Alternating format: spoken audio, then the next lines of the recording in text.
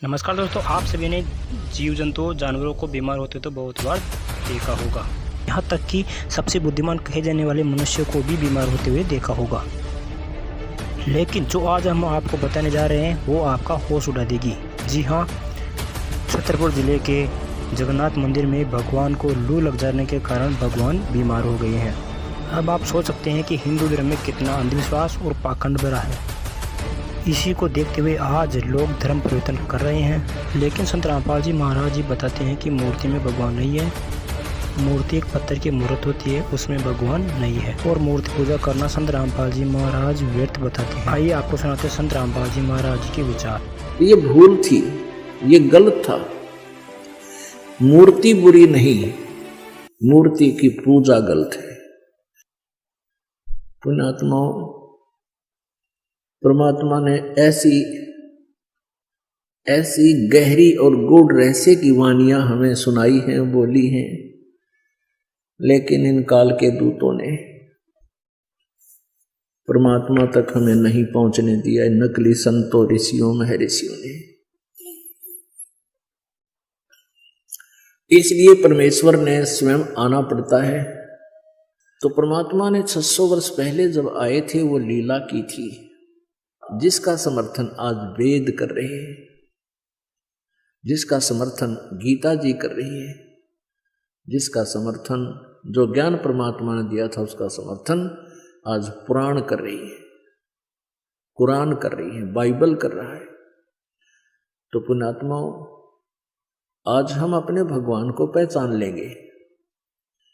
पहले हमारे को किसी ने कुछ भगवान बता दिया, एक मिट्टी का रख दिया कोई खिलौना सा, ये तेरा भगवान, हमने वो ही मान लिया, क्योंकि हमें परमात्मा की चाह थी। आज भी है।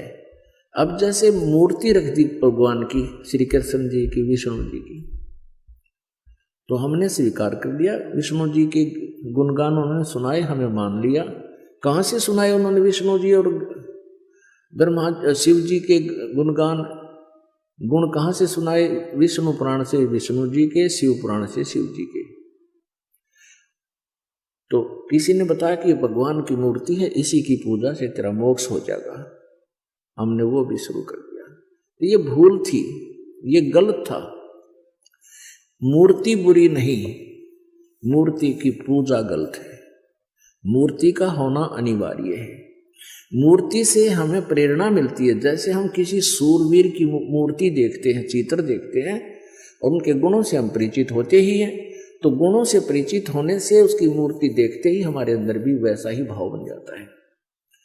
जैसे हम सेब की मूर्ति देखते हैं, आम का चित्र देखते हैं, आम की मूर्ति देखते हैं, तो हमारे अंदर उसके गुणों का ज्ञान होते ही उसको पाने की भी इच्छा बढ़ जाती है। तो ऐसे ही जो मूर्ति भगवान की, विष्णु जी की, शिव जी की, कृष्ण जी की, राम जी की, हमारे को हम जिसकी पूजा करते थे वो पूजा नहीं करनी थी। उसकी पूजा से हमें कोई लाभ नहीं होना था मूर्ति की। हमने उस मूर्ति वाले भगवान को पाना है। उस मूर्ति वाले भगवान को पाने से हमें उसके गुणों का, उन गुणों का गुण प्राप्त होंगे, उससे लाभ प्राप्त होगा। जैसे आम की मूर्ति है, सेब की मूर्ति है, हमने उस मूर्ति की पूजा से कोई लाभ नहीं होगा। वो तो इतना ज्ञान करा देगी कि ये सेब है, ये आम है, ये मीठा होता है, इसके ये गुण है। अब मूर्ति वाले सेब को ढूंढना पड़ेगा, ओरिजिनल को, तब हमारा पेट भरेगा। तो कबीर परमात्मा जी मूर्ति के विरोधी नहीं थे, मूर्ति पूजा के विरोधी थे।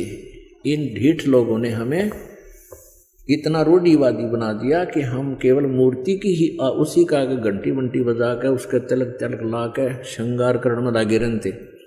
इतना उसके श्रृंगार में लाग गए, इतना ठीक है, खराब हो रही हो तो पोछा मार दे, कपड़ा साफ करके प्रणाम करो मूर्ति को, क्योंकि भगवान को उस मूर्ति को प्रणाम कर, परमात्मा को प्रणाम होता है। ये श्रद्धा हमारी बनती है, भाव बनता है।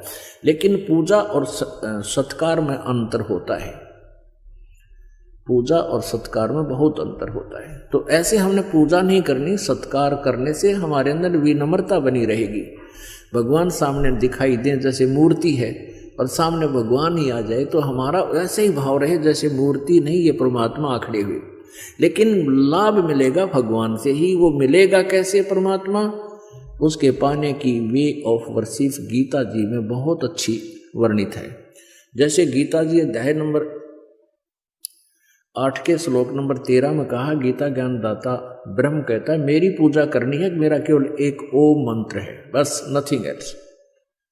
और 8वें अध्याय के 3 श्लोक में जिस परम अक्षर ब्रह्म के बारे में बताया है उसकी पूजा करनी है, तो 17वें अध्याय के 23वें श्लोक में कहा कि ओम तत्सत इति निर्देश है ब्रह्म त्रिविध समर्थ है।